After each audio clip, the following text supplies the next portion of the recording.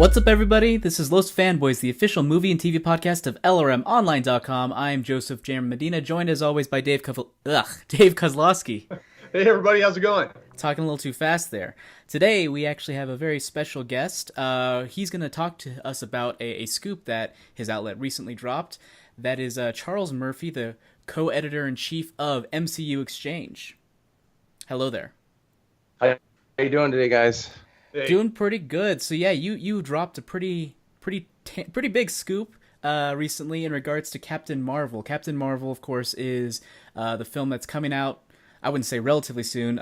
It's a bit away. It's like a couple years away still, but it's going to be the first female-led current era of Marvel Studios, or current era of Marvel films. Current female-led superhero movie, I'll say. And it's a big deal. Brie Larson is playing the title role of Captain Mar-Vell, but she won't necessarily be the only Captain Mar-Vell there. And that's kind of where your scoop kind of goes with. So what can you tell us about Captain Mar-Vell? Yeah, so we were chasing this one for quite some time. And I guess with the news that it is a period piece, I think it opens up some pretty interesting avenues for things. Fans of Carol Danvers and of Captain Mar-Vell were wondering how Mar-Vell could fit into the story, how you were going to cram all that into a story if she just showed up in Avengers 4, had her accident, gained her powers, become this uber-powered character and save the day. So with it happening in the 90s, what we're hearing is that Mar-Vell will for sure and be a part of it. And the other reveal at Comic-Con was that they were going to be looking at the Kree-Skrull War. And so he'll obviously be involved there some way. They're going to do a version, and it was very clear to us that this is not like copy and paste out of the comic books with Carol Danvers' origins as Miss Marvel and Captain Marvel, that this is a definite reinvention of a little bit of it, but that they are going to have her psych magnetron incident as a way to graft some Kree DNA into hers to give her power. The other part of that we thought was super interesting is because of her unique hybrid DNA, she won't age. So when the question comes up like, oh great, she's been around as a hero for 20 years, why does she look the same age when they film in the 90s part versus the present day part? That's answered there. Really quick, before you go any further, for those who don't know, what is the Psych Magnetron incident?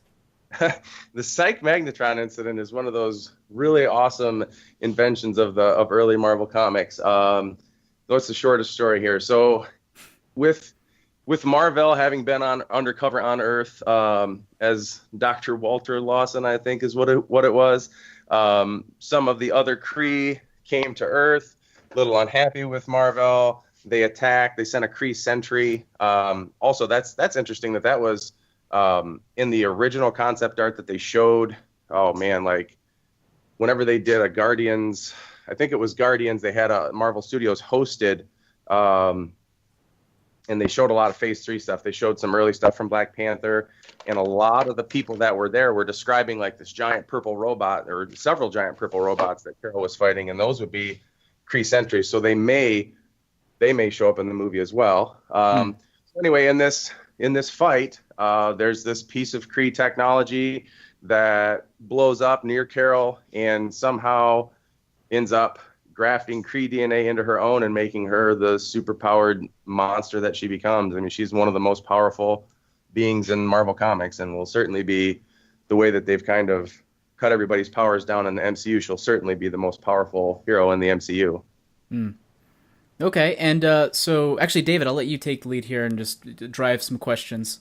Hey Charlie, I'm kind of curious. I've been following Captain Marvel, or really Carol Danvers, for years now. I guess she's originated in 1967, but she's been Warbird, and she's been Binary, she's been Ms. Marvel, and I guess she only took on the mantle of Captain Marvel in 2012, which was several years after the big secret invasion event in Marvel Comics, which heavily involved the Skrull. And for fans out there, if you're not familiar, the Skrull are a shape-changing race that not only can take on the look of a hero, they can take over the powers. They can basically emulate the hero that they interact with.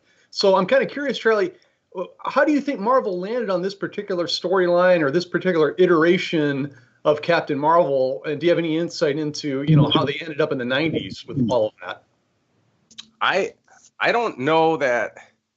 I think what the most interesting thing about it is that they've started to go in and fill in the pieces, right? Like, so we have little bits of Captain America knowing what happened in his past, bits of Civil War show us happening in the 90s, bits of the Guardians movie showing us happening in the 80s.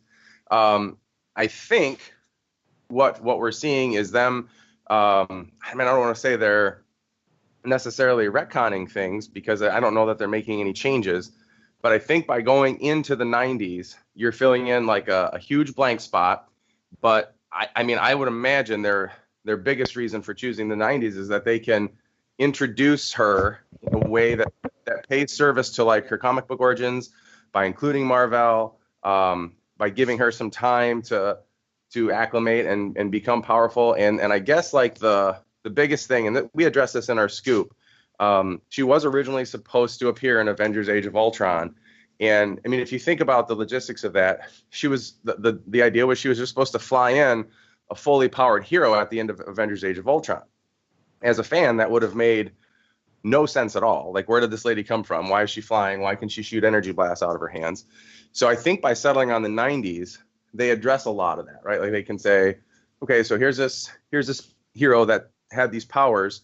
She's a known quantity. We know who she is, but she's been missing for 20 years. And we address that in our scoop as well. And that's, something we've gotten a lot of pushback on that. When we were told that at some point during Captain Marvel, she will enter the quantum realm, and that's where she'll have been for these 20 years that are missing.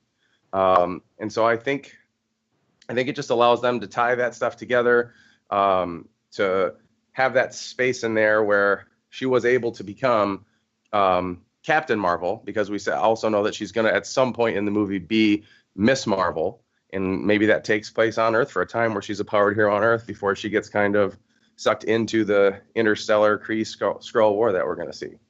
That is a lot for the mainstream audiences. I hope that they can tell that story in a way that's going to make sense and be, compelling. I guess a follow-up is, if this is in the 90s and Brie Larson's character is not going to age, we've also heard that Nick Fury is going to be in it, and obviously he'll be, a younger version of Nick Fury in the 90s. I wonder how they're going to reverse age him. I guess they can certainly do that with CG, but have you heard anything about how Nick Fury fits into this and, why he's been tight-lipped about that character ever since? Nothing more than what's been in the mainstream, but they have their technology, their de-aging technology or whatever, the special effects have come a long way. And I mean, Samuel Jackson holds up pretty well anyway, right? Like, he looks pretty great for 70 years old. I just want to see the pulp version or the Pulp Fiction version of Sam Jackson in an Avengers movie. That would be awesome. That would be fantastic. That's about 1992, so it would fit. Yeah. And surprisingly, Kurt Russell, I heard that his version was mostly makeup. Oh, really? Yeah. That's amazing. Yeah, that was crazy. Like, that looked. I would have bet anything that was CG, but absolutely. Yep, so I just rewatched that today. Right. Yeah. So I guess to sum up your scoop in like its most basic essence, so part number 1, there is going to be a Mar-Vell, like an actual Kree hero Mar-Vell. Yep, number 2. Number 2, that we are going to see a version of the Psych Magnetron incident in which Carol Danvers gets her powers. Yep. Number 3, Carol will not age necessarily because of whatever abilities she gets. Number 4, we will see her early Ms. Marvel costume in some form, maybe for a bit. And I believe that's it. That'll be interesting, because that costume is. Man, talk about something that was created in the 60s and 70s that wouldn't really fly today. There's going to have to be some touching up to that. But yeah, that early costume, and we put a picture in our scoop of what we heard. It wasn't so much the black one, like the black bodysuit with the sash, as it was the very early one that was red with the Halistar on the front of it. Mm-hmm. Still a little skimpy, but not quite bathing suit skimpy. Right.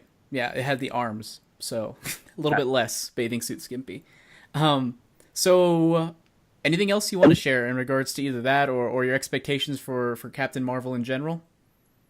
No, I think I'm real excited with that direction. I think that opening it up in the 90s makes it so interesting as far as what they can do. And this is like a follow-up piece that every place has written since we found out about this. Knowing that there are Skrulls now, knowing that they've been around in the MCU for a time, the question then becomes like, which people running around in the MCU are already Skrulls? Like, and how long before they set up a secret invasion storyline of some point?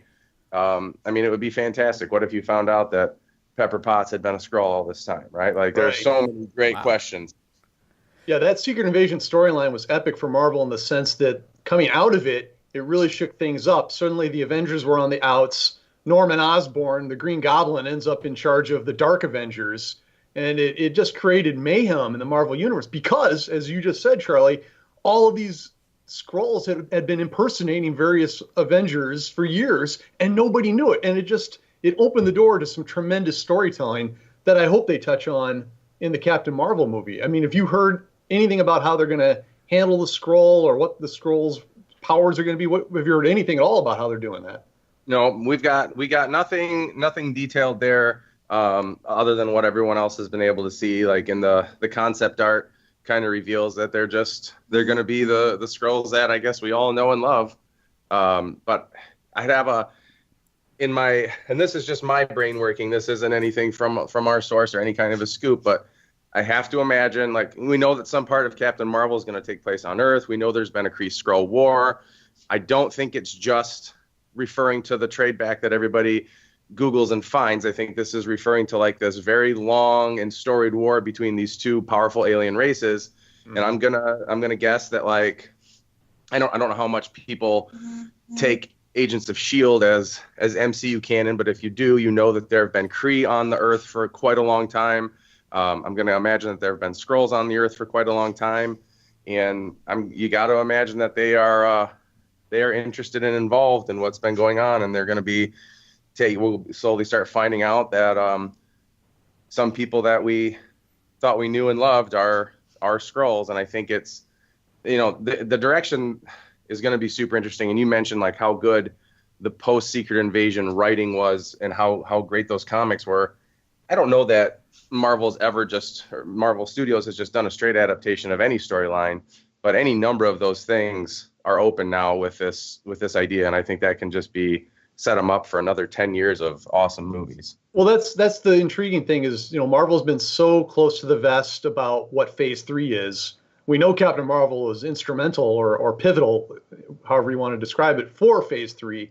But even if you're not into the character of Captain Marvel, just all these various pieces, the Skrulls, the 90s, the cosmic elements, there's so many puzzle pieces here. I'm really intrigued to see where this thing goes. And you can really imagine that Phase 3 is obviously going to be cosmic central. Yeah, and I think Phase 4. Yeah, Phase 4, I'm sorry, yeah. Yeah, and I agree with that. And you see James Gunn's comments that he's working real closely on what the next 10 years will be. That there's a lot of other characters that they want to bring in. And Volume 3 is just going to be I think, like a jumping off point. And as a lot of people might look at it as the end, and like he said numerous times, it'll be the end of that iteration. But I think that's a jumping off point for the rest of the cosmos. And you're looking at, like, who knows, Nova, Quasar. There's in the latest Thor Ragnarok trailer, you've got like the heads on the busts on the tower of the Grandmaster. Maybe Beta Ray Bill shows up. The Annihilators. Who knows? I mean, there's so many great things they can do. Yeah. Well, sadly, I think we're out of time here, but thank you so much for coming on. Is there anything else that you want to share in regards to this or anything else regarding MCU Exchange before you head out?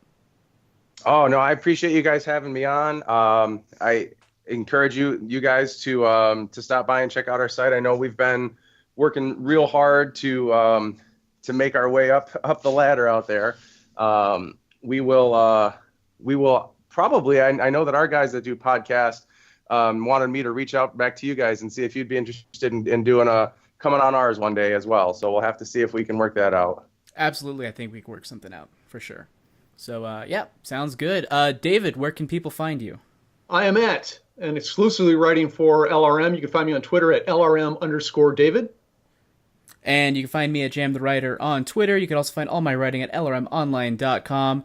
And Charles, where can people find you other than MCU Exchange? If you have like a Twitter handle or Facebook or whatever, you could plug it here.